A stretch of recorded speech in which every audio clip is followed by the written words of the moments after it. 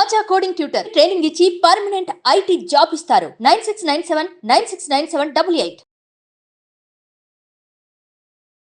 2 years నుంచి ఒక అమ్మాయిని లవ్ చేశాను. 2 years తర్వాత తను నన్ను యాక్సెప్ట్ చేసింది. 1 year దాకా బాగానే ఉన్నాం. సో ఇప్పుడు ఏంటంటే నేను కాల్ చేసినా తను లిఫ్ట్ చేయట్లేదు. అసలు రెస్పాన్స్ లేదు తన నుంచి. ఏమైంది అసలు నాకు కూడా ఏం అర్థం కావట్లేదు. సో వాళ్ళ ఫ్రెండ్స్ అయితే నేను కాల్ చేసి కనుక్కుంటే తనకి మ్యారేజ్ ఫిక్స్ అయింది అంటే ఇప్పుడు తన మ్యారేజ్ దగ్గర పడే కొన్ని నాకు అసలు ఉండలేకపోతున్నాను అంతే. విక్రమ్, 2 years లవ్ స్టోరీయే. 2 years వెయిట్ చేసిన తర్వాత అమ్మాయి ఒప్పుకుందా? ఒప్పుకుంటే కనుక ఎంతకాలం బట్టి మీ ప్రేమాయణం కొనసాగింది, మీ లవ్ స్టోరీ? 2 years నేను లవ్ చేశాను వన్ సైడ్. అంటే నేను లవ్ చేశాను తను ఇంకా యాక్సెప్ట్ చేయాలి అప్పటికి. ఇంకా అప్పటికి యాక్సెప్ట్ చేయలే. Okay okay. 2 years తర్వాత యాక్సెప్ట్ చేసింది. రైట్. బాగానే ఉంది. 1 year మధ్యకి బాగానే మాట్లాడుకుంటూ బాగానే తిరిగాము. ఈ అమ్మాయి యొక్క పరిచయం ఏంటి? కాలేజ్ లవ్ స్టోరీయా లేదంటే నేబరా ఏంటి? ఈ అమ్మాయి తను కాలేజ్ చదివేది. కాలేజే తను.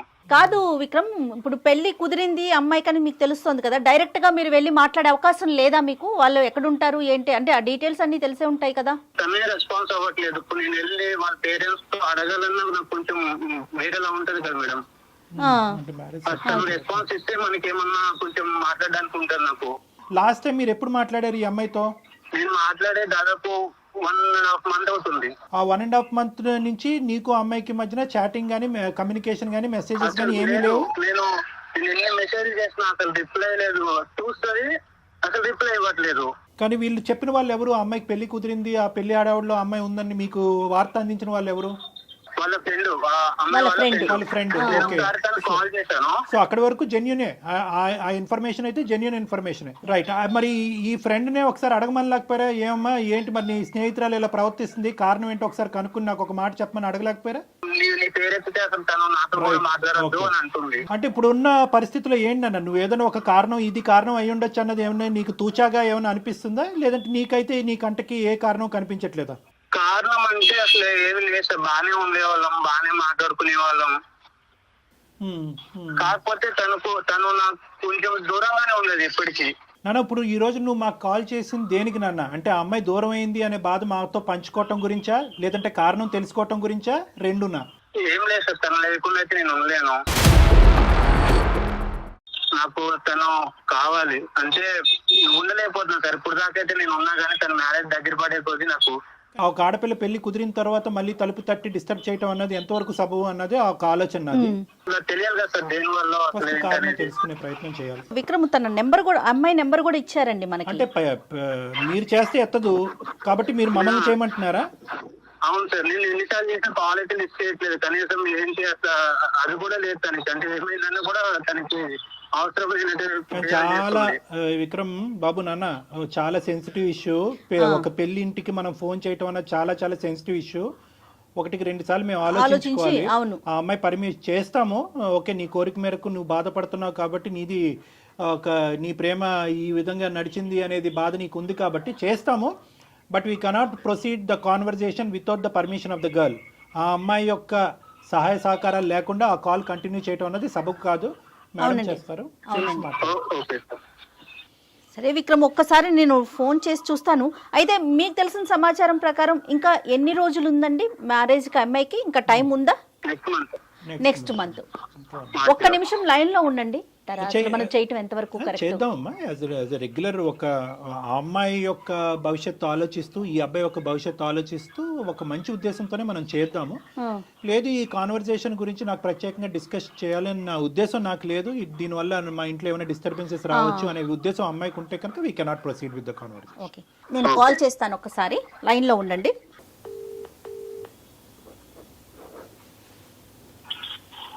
హలో.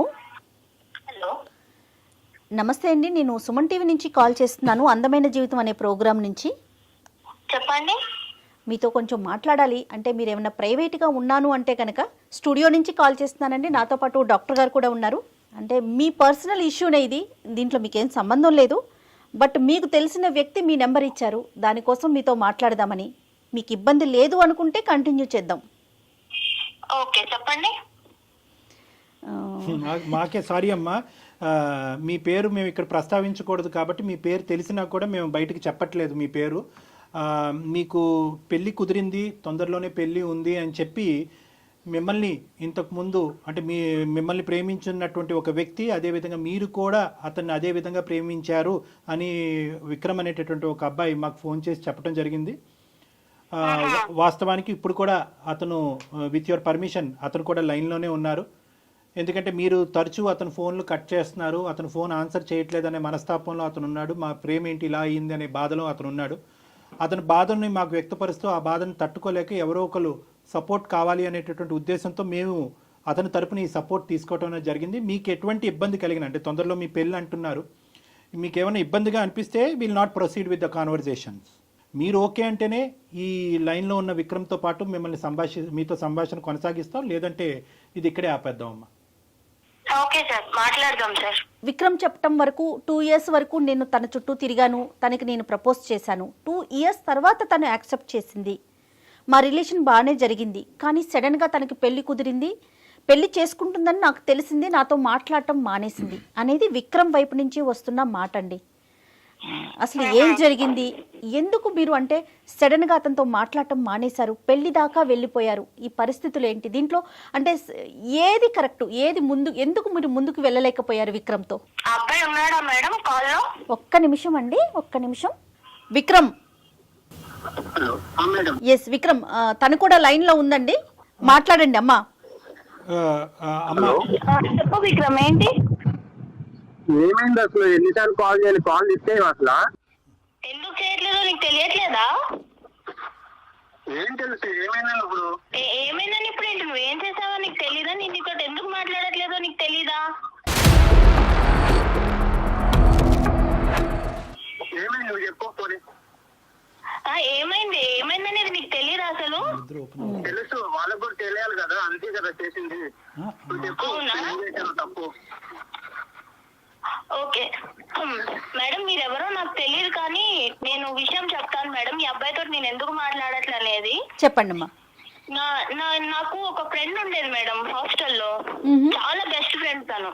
ఓకే, ఈ అబ్బాయి నాకు 2 years నా వెంట తిరిగాడు అనేది ఆ అమ్మాయికి తెలుసు. ఆ అమ్మాయికి తెలుసు.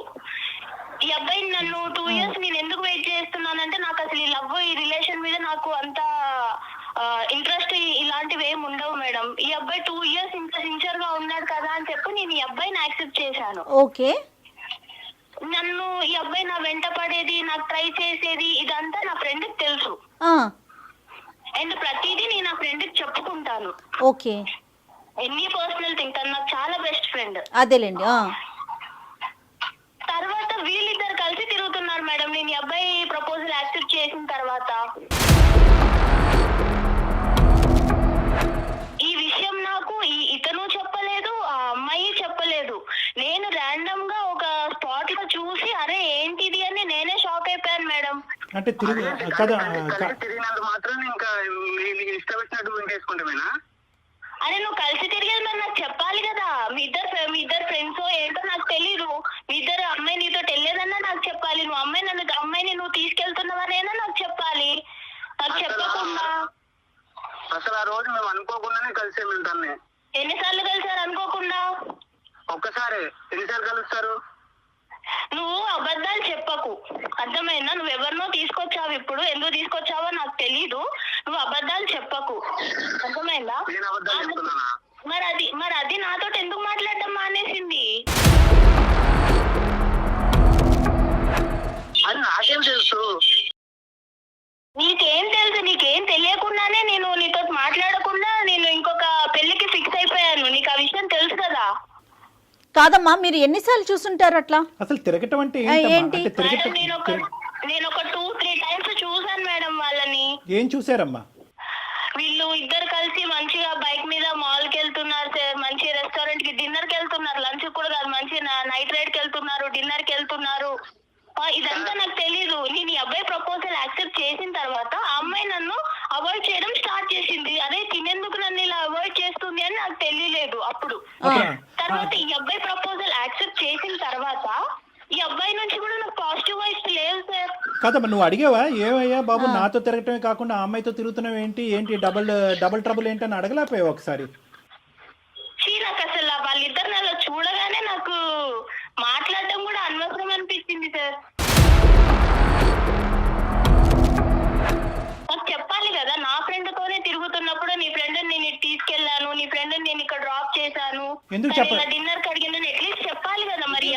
విక్రమ్ ఎందుకు చెప్పలేదు విక్రమ్? సార్ ఆ రోజు అసలు ఏమైందంటే తను నేను అనుకోకుండా ఒక దగ్గర కలిసాము. అయితే ఆ రోజు తను బర్త్డే అన్నమాట. ఓకే. సో నేను ఏంటని అడిగితే ఏదైనా బర్త్డే అంటే అవును పార్టీ లేదని అడిగాను మామూలుగా. సో అయితే తను ఏమన్నది, సరే ట్రీట్ ఇస్తాను అడుగు అని చెప్పేసి డిన్నర్ తీసుకెళ్ళింది. నేను వద్దాను అప్పటికి, వెళ్దాం తర్వాత వెళ్దాంలే అని చెప్పాను. కాదు విక్రమ్, ఆ అమ్మాయి మీకు ఎలా పరిచయం? వీళ్ళ ఫ్రెండ్ తినే పరిచయం చేసింది కదా. మరి ఆ అమ్మాయికి మీరు ఎవరినైతే ఇష్టపడుతున్నారంటే పేరు చెప్పకూడదు కాబట్టి నేను చెప్పట్లేదు. ఈ అమ్మాయి తెలియకుండా ఈ అమ్మాయి ఫ్రెండ్ తో మీరు డిన్నర్ కి ఎలా వెళ్తారండి?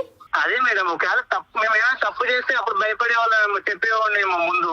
అసలు అసలు ఏం లేదు. అసలు తన బర్త్డే వెళ్ళాము, తిన్నాము, వచ్చేసాం అంతే. తను డ్రాప్ చేసి వచ్చేసాను అంతే.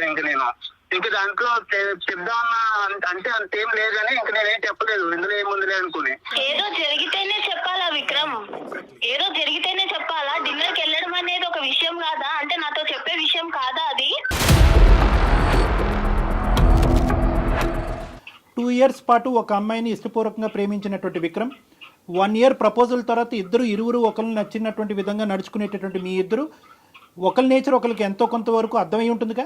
మీ నేచరు ఎవరికి ఏమి ఇష్టము, ఏది ఇష్టం లేదు, ఎంతవరకు ట్రాన్స్పరెంట్గా ఉండాలి, ఏవి చెప్పచ్చు, ఏవి చెప్పకూడదు అనేటటువంటి గీతలు మీరిద్దరు గీసుకుని ఉండొచ్చు కదా విక్రమ్. అంటే నేను మాల్ క్యాజువల్ గానే వెళ్ళాను, అది వేరే కదా సార్. మనం అసలు ప్రాబ్లం ఏంటి, తనకి ప్రాబ్లం ఏంటి, అదొక్కటే రీజనా?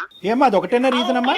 సరిపోదా విక్రమ్? నువ్వు వేరే, ఇప్పుడు నువ్వు నాకు చెప్పి వెళ్తే అది వేరే, నువ్వు చెప్పకుండా మీ ఇద్దరు మంచి తిరిగేసి వచ్చి అది నన్ను అవాయిడ్ చేసుకుంటా నీ నుంచి వైఫ్స్ తగ్గిపోయి లవ్ అనే వైఫ్స్ ఉన్నాయి అసలు నిజంగా? ఫస్ట్ నుంచి నీతో నేను బాగానే ఉన్నాను. నువ్వు ఎలా ఉండేదా? నువ్వు దగ్గర దూరంగా ఉండేదానివి నాకు. సార్ నేను ఇక్కడ ఒక విషయం చెప్పాలనుకుంటున్నాను సార్. చెప్పమ్మా. ఈ అబ్బాయి మెంటాలిటీ ఎలా అంటే ఇంకా అబ్బాయి ఏది అడిగినా ఇచ్చేసేయాలి. అంటే ఏదైనా సరే అబ్బాయి బయటికి రమ్మంటే వచ్చేసేయాలి, పార్క్కి వెళ్దామంటే వెళ్ళిపోవాలి, ఆయనకు నచ్చిన డ్రెస్ వేసుకోవాలి, ఆయనకు నచ్చినట్టు ఉండాలి. సరే ఆయనకు నచ్చినట్టు ఉంటాను, అదంతా ఓకే. కానీ నన్ను ఇబ్బంది పెట్టే విషయాలు కూడా ఉన్నాయి సార్. నాకు ఇష్టం లేదు, నాకు ఒక ప్లేస్కి వెళ్ళడం నాకు ఇష్టం లేదు, కానీ రమ్మంటాడు. ఏదో పర్సనల్ గా బాగా మాట్లాడడానికి ట్రై చేస్తాడు, కానీ నేను ఆ లిమిట్ లో నేనే ఉన్నాను సార్. ఈ అబ్బాయి ఎలా అంటే లైఫ్ అంత సీరియస్ గా తీసుకోడు, అది నాకు తర్వాత అర్థమైంది. సో ఇంకా దాంతో మీరు ఆ ఇన్సిడెంట్ కూడా చూడటం, అది దాంతో మీరు ఇంకా వద్దు అని చెప్పేసి రిజెక్ట్ చేసేసారు అంతేనా? అసలు ఇంకా ఏం మాట్లాడతాం మేడం? ఇక్కడ ఈ అమ్మాయి చూస్తే నా బెస్ట్ ఫ్రెండ్, తను కూడా నన్ను అవాయిడ్ చేసి నాకేం చెప్పకుండా తను నన్ను దూరం పెట్టింది. కాదమ్మా, విక్రమ్ తో ఎందుకు మాట్లాడుతున్నావు? ఈ అమ్మాయిని ఏమన్నా అడిగారా? ఈ అమ్మాయి నాకు చెప్పలేదు కదా మేడం నేను అడగడానికి. ఒక కంక్లూజన్స్ రావాలి అంటే కనుక 2 things. ఒకటి ఏంటంటే ఈ అమ్మాయితో కలిసి తిరగటం అది నీకు తెలియకపోవటం అనేటటువంటిది. ఒకప్పుడు నీకు చెప్తే కనుక ఆ ఇష్యూని నువ్వు ఎలా తీసుకుని ఉండేదానివి, అప్పుడైనా కలిసి ఉండేదానివో, అప్పుడు కూడా గుడ్ బై చెప్పి ఉండేదానివో అనేటటువంటిది ఒక అంశం. రెండో ఇష్యూ ఏంటంటే కనుక ఈ అబ్బాయి కొద్దిగా బ్రాడ్ మైండెడ్ అంటారో, క్రేజీ అంటారో, ఫ్రీ మూవింగ్ అంటారో, ఏమంటారో అదంతా, కానీ ఆ నేచర్ నీకు నచ్చలేదు అనేటటువంటిది రెండో అంశం. రెండో అంశాన్ని మనం మొదటి పరిగణలోకి తీసుకుందాం. ఇక్కడ ఈ రెండో అంశంలో నిన్ను ఈ విధంగా మూవ్ అవ్వు, ఆ విధంగా ఉండు అని అన్నంత మాత్రాన అది ఆ అబ్బాయి యొక్క ఆలోచన శైలే, కానీ నిన్ను ఎక్కడ బలవంతం పెట్టి ఇబ్బంది పెట్టినటువంటి పరిస్థితి లేదు. ఒకప్పుడు అలా బలవంతం పెట్టేటటువంటి వ్యక్తిత్వం ఉంటే కనుక ఈరోజు మళ్ళీ నా ప్రేమికురాలు నన్ను వదిలి వెళ్ళిపోతుంది కాబట్టి నేను మనస్తాపం చెందుతున్నానండి అని చెప్పి మాకు ఫోన్ చేసేటటువంటి అవసరం ఉండదు. నిన్ను అడిగాడు, ఇలా వెళ్దాం, ఇలా ఉందాం, ఇలా చేద్దాం, ఈ డ్రెస్ వేసుకో, ఈ డ్రెస్ బాగుంది, ఈ డ్రెస్ బాగాలేదని అడిగాడే కానీ ఈ డ్రెస్ వేసుకోవాలి, నువ్వు బయటకు నాతో పాటు వస్తేనే కనుక మన ప్రేమ నిలుస్తుంది, లేదంటే విడిపోదాము, నువ్వు వాడితో మాట్లాడద్దు, మాట్లాడొద్దు అనేటటువంటి రిస్ట్రిక్షన్స్ అయితే నీ చుట్టూరు పెట్టలేదు. అతను ఆలోచన నీకు వ్యక్తపరిచాడు. నువ్వు ఎస్ అంటావా, నో అంటావా అనేది కంప్లీట్గా అది నీ ఫ్రీడమ్. ఇది నెంబర్ 1. నాకు రెస్ట్రిక్షన్స్ పెట్టలేదు సార్, అది కరెక్టే, నేను ఒప్పుకుంటాను. ఈ అబ్బాయి ఏం చేసినా నేను యాక్సెప్ట్ చేయాలి అన్న అబ్బాయి అలా ఎక్స్పెక్ట్ చేస్తుంటే నేను ఏం చేయాలి? అసలు లవ్ అంటేనే అది కదా. సార్ మీరు చెప్పండి సార్, లవ్ అంటే ఏం చెప్పండి? No Vikram, no sorry Vikram, I think you're going on the completely wrong track. ఏదో నేను నీ తరపున ఒక 2 మంచి మాటలు చెప్పాను కాబట్టి అసలు లవ్ డెఫినేషనే బయటకు తిరగటం, ప్రేమించుకోవటం, ముద్దు పెట్టుకోవటం అన్నది కాదు కదా విక్రమ్. లవ్ అంటే కనుక the basement is trust and transparency. నమ్మకం, ట్రాన్స్పరెన్సీ. నీకు నచ్చినటువంటి విధంగా అవతల వాళ్ళు ఉండాలి అనేటటువంటిది లవ్ కాదు. నీకు తిరగటం అలవాటు కాబట్టి ఆ అమ్మాయి తిరగాలి అనేటటువంటిది లవ్ కాదు. లవ్ అనేటటువంటి దానికి డెఫినేషన్కి నువ్వు ఎంజాయ్మెంట్ అనేటటువంటి దానికి ఒక పరిగణలో తీసుకొస్తున్నావు. ఆ అమ్మాయి ఏంటంటే లవ్ అంటే కనుక ఒక పవిత్రత, పెళ్లి తర్వాతే అన్ని ఎంజాయ్మెంట్లని ఆ అమ్మాయి చెప్తుంది. సో ఎవరి ఇష్టం వాళ్ళది కాదనట్లేదు. కానీ ఇక్కడ మోస్ట్ ఇంపార్టెంట్ పాయింట్ ఏంటంటే విక్రమ్, నువ్వు మర్చిపోతున్నావు. ఇప్పుడే కలిసి ఉన్నప్పుడు రేపు పొద్దున పెళ్లి అయ్యాక కలిసి ఉంటాం sir. Know how can you say that Vikram? అది రాంగ్ కాన్సెప్ట్. అంటే అందుకని పెళ్లి కాకముందే అన్ని కలిసి ఉంటారా ఏంటి విక్రమ్? ఇప్పుడు ఫ్రీగానే ఉంటాను కదా మేడం, రేపు పొద్దున పెళ్లి అయ్యాక మనం ఫ్రీగా ఉండవచ్చు. విక్రమ్, మనం సమాజంలో ఉంటున్నాం, అడవిలో కాదు.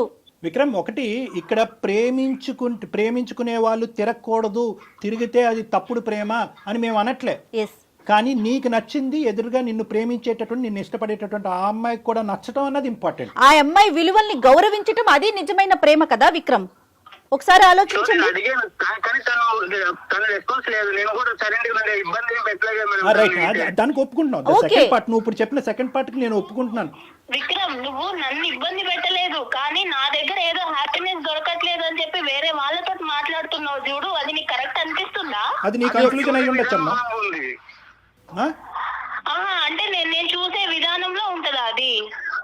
అంటే నా ఫ్రెండ్ నాకు చెప్పకుండా నీతో తిరగొచ్చు, నువ్వు కూడా నాకు చెప్పకుండా నా ఫ్రెండ్ తోటి తిరగొచ్చు, ఇద్దరు కలిసి మంచి చెత్త బట్టాలు వేసుకొని వెళ్ళిపోవచ్చు, మాల్స్ కి తిరగొచ్చు, పార్క్స్ కి తిరగొచ్చు, డిన్నర్ కి వెళ్ళొచ్చు. అన్నీ నేను చూస్తూ మీరు నాకు చెప్పకుండా నువ్వు అన్ని చూస్తూ మళ్ళీ నీ రిటర్న్ ఏంటిది అని అడగాల?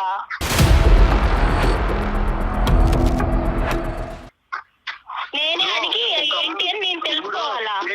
నేను వెళ్దామని నేను తనతో అనలేదు, తనే నన్ను అడిగింది, సో నేను వెళ్ళాను. ఏ రాయైతేనేంటి విక్రమ్, తలపగల ఈ రోజు ఆ అమ్మాయి అడిగింది, రేపు ఇంకొక అమ్మాయి అడుగుతుంది. ఆ అమ్మాయి అడిగింది మేడం, కరెక్టే. ఆ అమ్మాయి అడిగినప్పుడు ఈ అబ్బాయి నాకు నీ ఫ్రెండ్ ఇలా అడుగుతుంది, మరి చెప్పాలి ఆ విషయం తప్పకుండా చెప్పినానన్నా నన్ను అడగాలి, లేదా నీ ఫ్రెండ్ కి తెలిస్తే బాగోదు అనైనా అనాలి. అమ్మ ఒక్క నిమిషం అమ్మా. చెప్పే విషయం కాదు అని అంటే అంత ఈజీగా తీసుకుంటావు నువ్వు. విక్రమ్, నీకు చెప్పిందేమో నేను అనుకున్నాను, నీకు చెప్పొద్దు కదా, నీ ఫ్రెండే కదా. విక్రమ్, ఈ డిస్కషన్ అంతా కూడా ఎంతవరకు నీ భవిష్యత్తుకి, ఆ అమ్మాయి భవిష్యత్తుకి ఉపయోగపడుతుందో అన్నది నాకు తెలీదు. సెటిల్ అయినటువంటి మ్యారేజ్ వదిలేసి నీతో పాటు వస్తుంది అనేటటువంటి ఆలోచనకు కూడా ఇది ఉపయోగపడుతుందో లేదో మనకు తెలీదు. కానీ ఒక్కటి, నువ్వు ఆ అమ్మాయి ఎదుర్కొంటే ఒక్కటైతే ఒప్పుకోవాలి, ఈ అమ్మాయి ఇలాగ ఫ్రీగా, ఫెయిర్గా, బ్రాడ్ మైండెడ్గా, ఫ్రీ మూవింగ్గా నీతో పాటు లేనందుకు వేరే అమ్మాయితో నువ్వు పరిచయం పెంచుకున్నావా? ఒక్కసారి నువ్వు ఒప్పుకోవాలి, ఇది ఎస్ ఆర్ నో. ఆ అమ్మాయి పిలిచింది కాబట్టి నేను వెళ్ళాను, ఆ అమ్మాయి పిలవకపోతే నేను వెళ్ళను, ఇవన్నీ కాదు. ఏదైనా కూడా ఈ అమ్మాయి డెఫినేషన్ కంప్లీట్గా డిఫరెంట్గా ఉంది. ఒక్క బర్త్డే పార్టీ గురించి ఈ అమ్మాయి చెప్పట్లేదు, పదే చట్టా పట్ట సినిమాలకి, రెస్టారెంట్లకి, మాల్కి, అన్నిటికి తిరిగారు అనేది నేను తప్పు పడుతున్నానా లేదా అనేది రెండో అంశం. ప్రధానంగా నా స్నేహితులతో పాటు తిరుగుతున్నటువంటి నువ్వు నాకు చెప్పడం ఇంపార్టెంటా కాదా అన్నది ఈరోజు ఈ అమ్మాయి ప్రశ్న. ఎస్ ఆర్ నో, నువ్వు ఆ అమ్మాయి వైపు అట్రాక్ట్ అయ్యావా లేదా? ఆ అమ్మాయి పిలిచినా నువ్వు వెళ్ళినా, ఆ అమ్మాయి వల్ల నువ్వు ఇన్ఫ్లుయెన్స్ అయ్యావా లేదా? అంతే, అదొకటి. విక్రమ్, అమ్మాయి వచ్చి అలా అడిగినప్పుడు మనం నో అని చెప్పలేం కదా. నువ్వెక్కడ దొరికావయ్యా బాబు? ఇప్పుడు నీకు ఈ అమ్మాయి ఈ మ్యారేజ్ కాకపోతే రానున్న రోజుల్లో వేరే అమ్మాయి, ఈ అమ్మాయితో నీకు పెళ్లి అయ్యి ఉండేది కదా. ఈ అమ్మాయికి ఒక పెళ్లి కుదిరి ఉండకపోతే కనుక నీతో పెళ్లి అయ్యి ఉండేది కదా.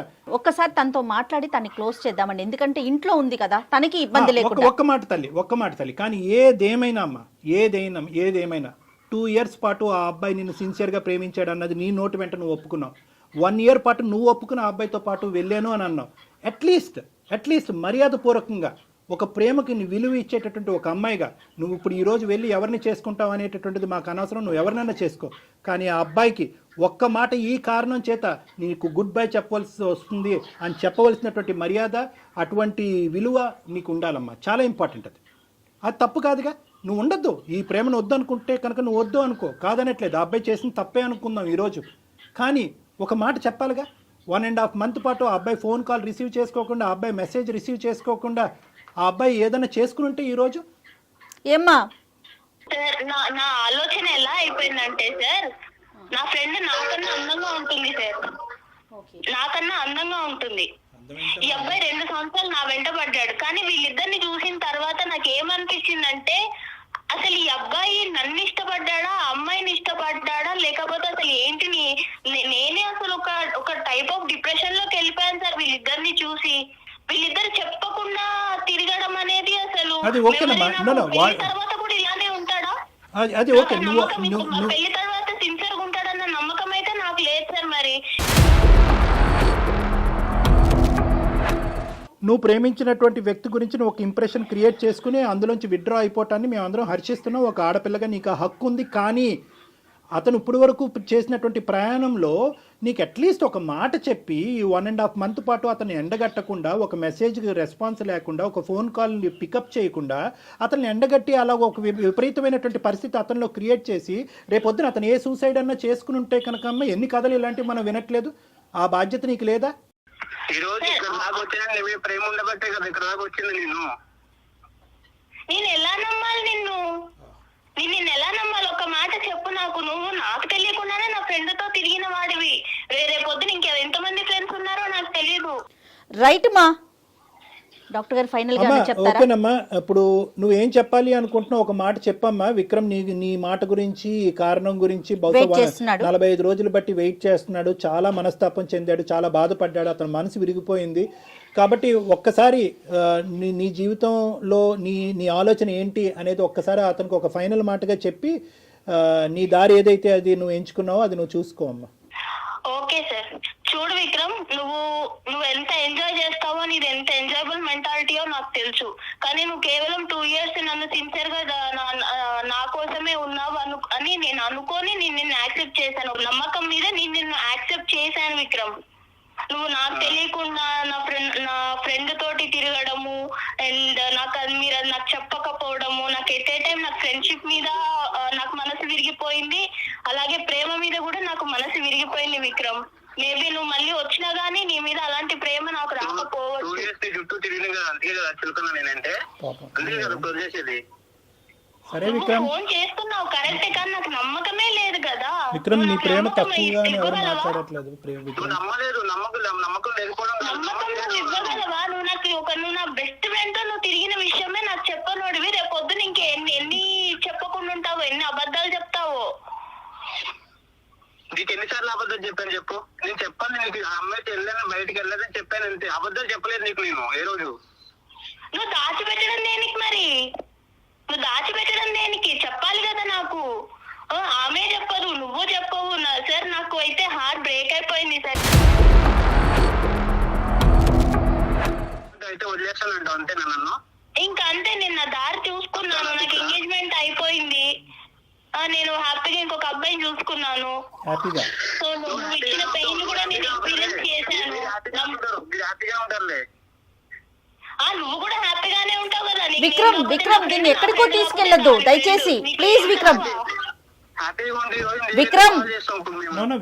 విక్రమ్ దీన్ని మీరు ఎక్కడికో తీసుకెళ్తున్నారు. దయచేసి ఇక్కడతో ఈ సమస్యకు ఒక పరిష్కారాన్ని చూసుకోండి.